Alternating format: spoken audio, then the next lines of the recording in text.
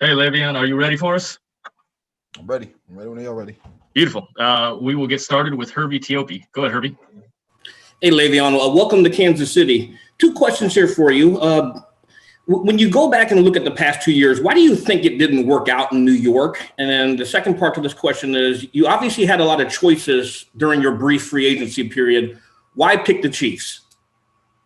Well, to answer to your first question, I'm not. It's not too much I can say about as to why it didn't work in New York. It just didn't work out, and the fact that it didn't, it kind of led me to the position I am here today. And when I had the opportunity, once I was a free agent, talking to Coach Reed, just over in that course, it's like it was just kind of undeniable to try to come here, help this team, any ways that I can help them out. Being an opportunity to play with Coach Reed is just going to be magnificent for me. So play with these players around, Patty Mahomes. I never played with a player, MVP wise, so it's going to be fun. I think it's a lot of weapons. It's going to be fun for me. Let's go next to Adam Teicher. Go ahead, Adam.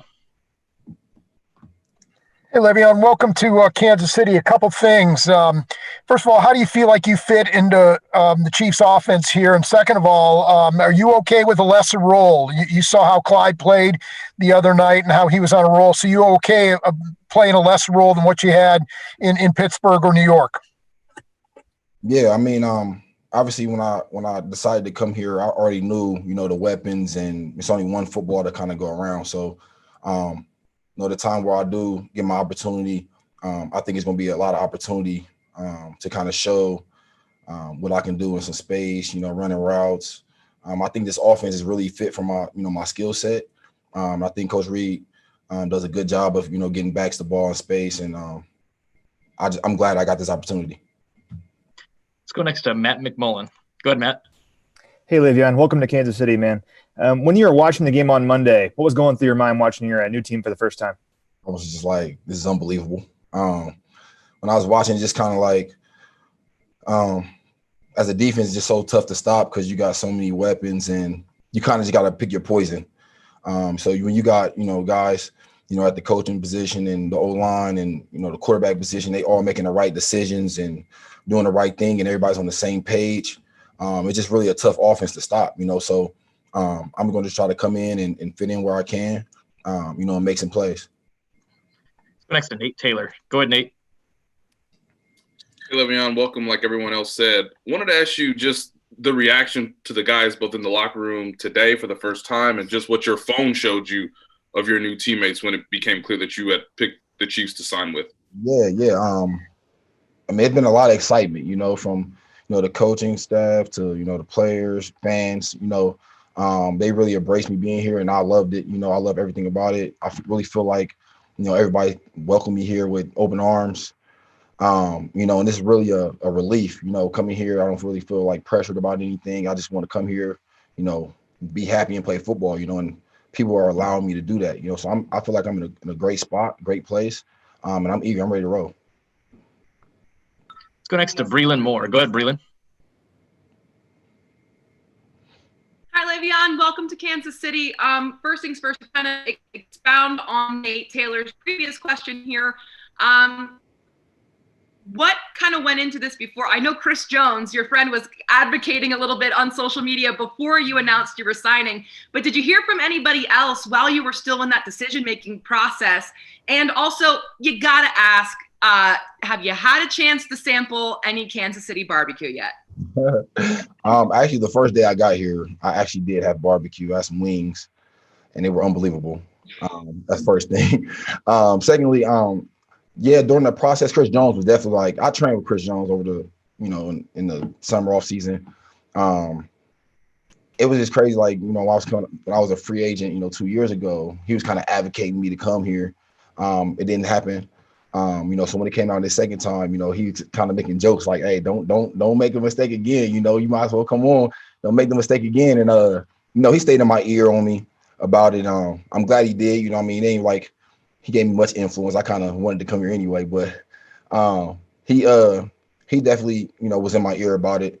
And I'm glad he was. Go next to Pete Sweeney. Go ahead, Pete. Hey, Le'Veon, welcome to Kansas City. I know that there were interesting endings to both the tenures in Pittsburgh and New York. How do you think, and in what ways can Kansas City realign with who you feel you are as a player? Obviously just coming here and just, getting on a great team, great coaching staff, just kind of just reinvent myself. I think I've played at a high level for so long.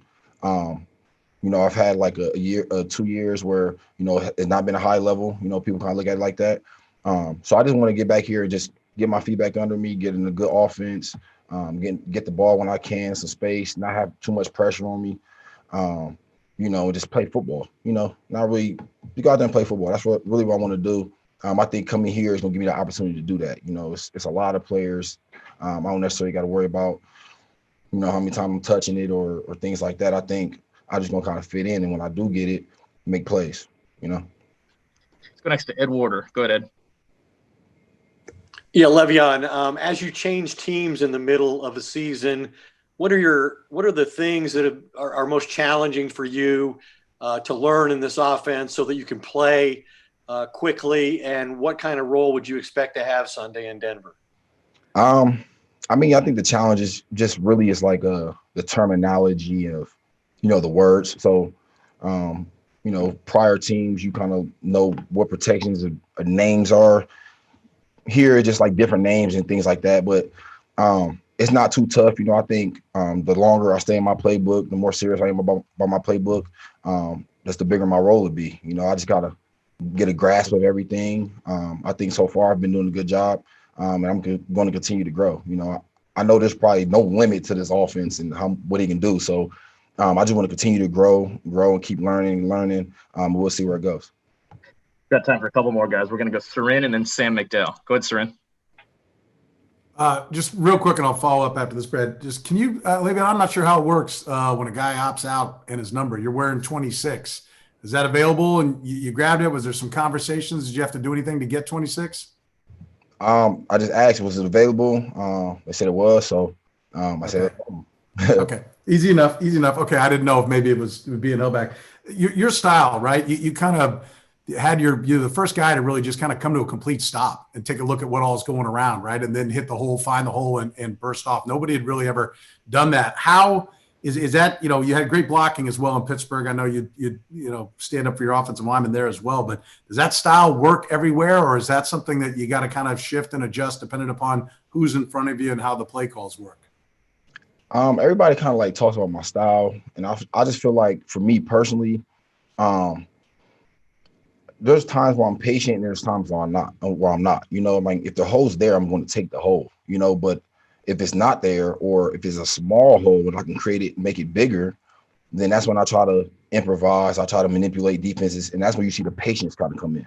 But, if I'm running, outside zone or something, the hole's there, I'm going to stick my foot in the ground and take it, but a lot of times in football, you see it, defenses get paid too. So they're going to make plays. They're going to have, the O-line may not get the greatest push on the D-line, and you may have to help the O-line out a little bit. That's when the kind of like the patience kind of come in. You kind of see like I'm kind of setting things up. So, it really depends on the play, I don't necessarily try to go in thinking I'm trying to be patient. I'm just kind of reading my blocks and improvising what happens. The last to Sam McDowell. Go ahead, Sam. Hey, Le'Veon. You watched the game on Monday night. You saw the way the Bills were trying to play against the Chiefs, and specifically just sort of the running lanes that opened up. So how different do you anticipate the defensive attention being on you here compared to what it was in New York? Yeah, I think it'll be a lot different, just for the simple fact that, it's a lot of, we run a little bit more open sets here. I think there when we ran it, it's kind of a little more downhill. Here it's kind of like horizontal, reverses, misdirections, all type of things, So defense don't really know if you're coming inside, outside, or way outside, screens, all type of things. And I think, in this offense, there's so many guys carry the ball in so many different directions. It's kind of hard to prepare for one guy, So I think that's the biggest thing for me. Le'Veon, thanks for your time, man. We appreciate you. Thank you. All right, guys, we got Daniel Kilgore coming up next.